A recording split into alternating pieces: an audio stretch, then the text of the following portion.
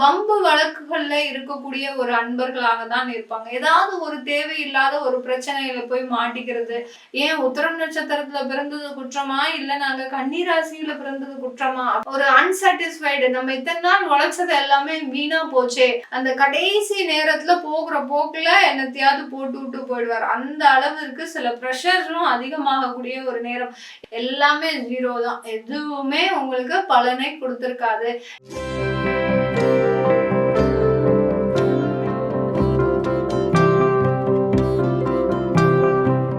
காலபுருஷனுக்கு 6ஆம் இடமான அந்த ருண ரோக சத்ருஸ்தானத்துல இருக்கக்கூடிய அந்த கன்னி ராசியில இருக்கக்கூடிய முதல் நட்சத்திரம் பார்த்தீங்கன்னா உத்திர நட்சத்திரம், 2ஆம் பாதம், 3ஆம் பாதம், 4ஆம் பாதம் நட்சத்திர அன்பர்கள்.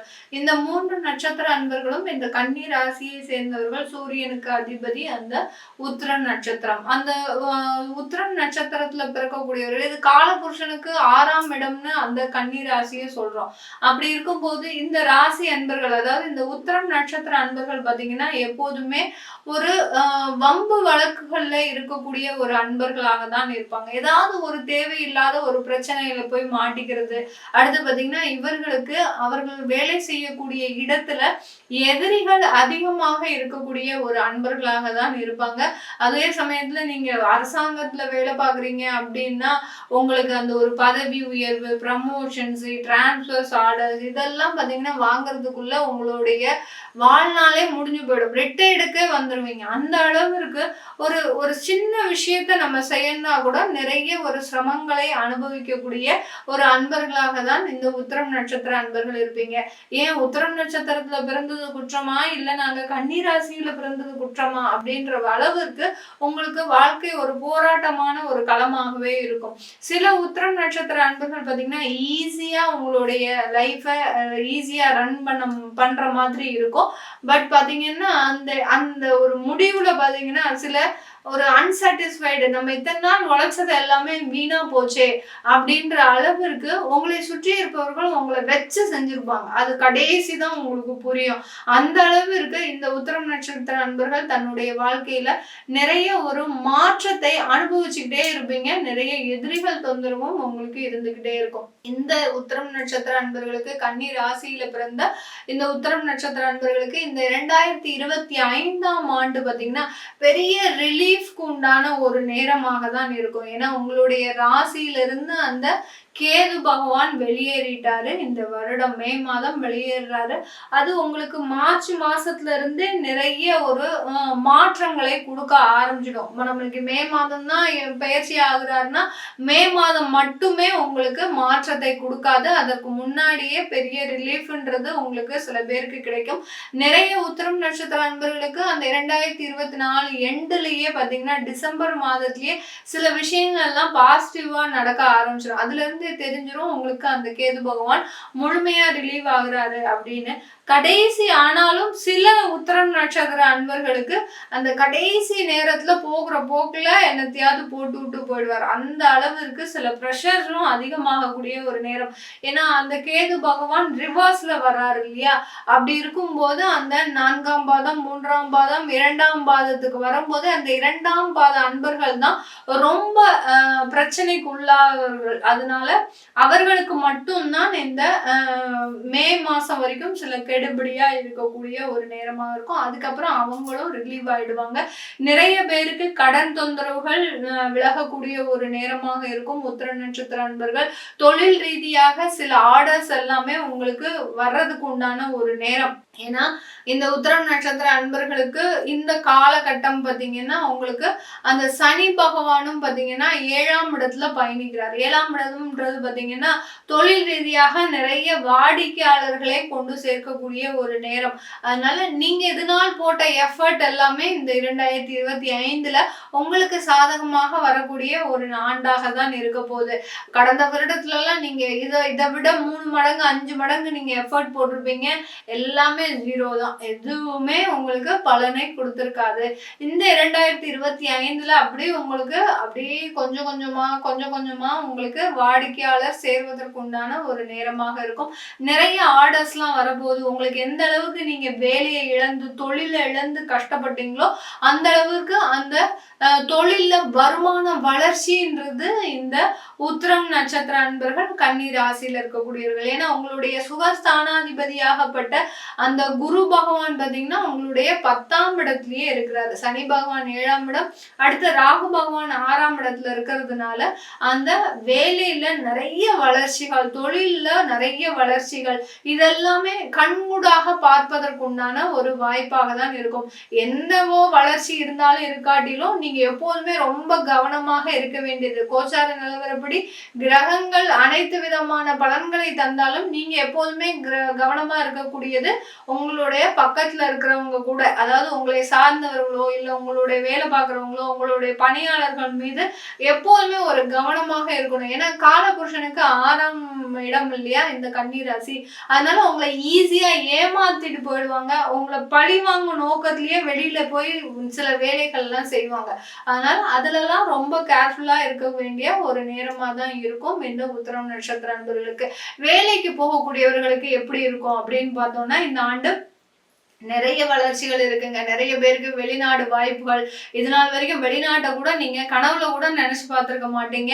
நமக்கு அந்த போகணுன்ற ஐடியாலாம் இல்லை மேடம், நான் இங்கேயே இருந்து நல்லா வேலை பார்த்தாலே எனக்கு போறோம், கடன் எல்லாம் அடைச்சாலே போறோம் அப்படின்ற மாதிரியான சில எண்ணங்கள்லாம் இருக்கும். ஆனா இந்த 2025ல உங்க கைக்கு எட்டின அளவுக்கு அந்த வாய்ப்புகள் வரும்போது யாராவது வேண்டான்னு சொல்ல போறீங்களா? அந்த அளவுக்கு வேலை வாய்ப்புல நிறைய ஒரு வளர்ச்சிகள் இருக்கக்கூடிய ஒரு நேரமாக இருக்கும். தொழில் ரீதி, அதாவது வேலை ரீதியாக பாத்தீங்கன்னா சில தொந்தரவுகள் இருக்கும். உங்களை பார்த்து பொறாமப்படுறது, அடுத்து பாத்தீங்கன்னா உங்களை எப்பண்டா வச்சு குறி வச்சு தூக்குறது, இதெல்லாம் இருக்கும். அதெல்லாம் கடந்து வந்துருவீங்க ஈஸியா. குருவனுடைய ஆசை இருக்கும்போது இந்த உத்திரம் நட்சத்திர அன்பர்களுக்கு மிக எளிதாக கடக்கக்கூடிய ஒரு நேரமாக இருக்கு. இதே இது நீங்க சனி ஒரு மறைவு ஸ்தானத்துல இருந்தாதான் அந்த வேலையில பிரச்சனை இருக்கும் அப்படின்றது சொல்லணும். சனி நல்ல ஸ்தானத்துல இருக்கிறதுனால உங்களுக்கு பெரிய அளவு பாதிப்புகள் இருக்காது.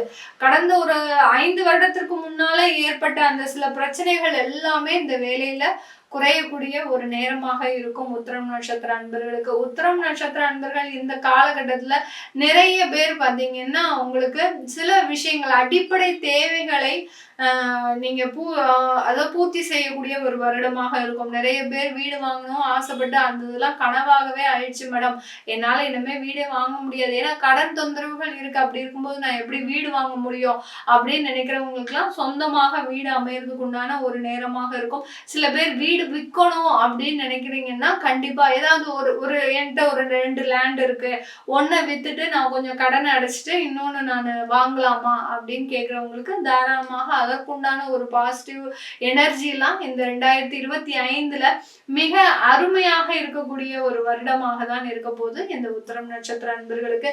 இந்த காலகட்டத்துல பெண்கள் பாத்தீங்கன்னா மிக எளிதாக அவர்களுடைய தேவைகளை பூர்த்தி செய்யக்கூடிய ஒரு வருடமாகவும் இருக்கும். நிறைய பேர் சொந்தமா தொழில் ஆரம்பிக்க போறீங்க.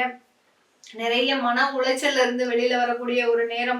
சில பேருக்கு விவாகரத்து வழக்கே பாத்தீங்கன்னா ஒரு 3 வருடங்களாக மனசை போட்டு ரொம்ப உறுத்திக்கிட்டு இருக்கோம், ஏண்டா நம்ம இப்படி வாழ்றோம் அப்படின்ற மாதிரியாகலாம் இருந்திருப்பீங்க பெண்கள்.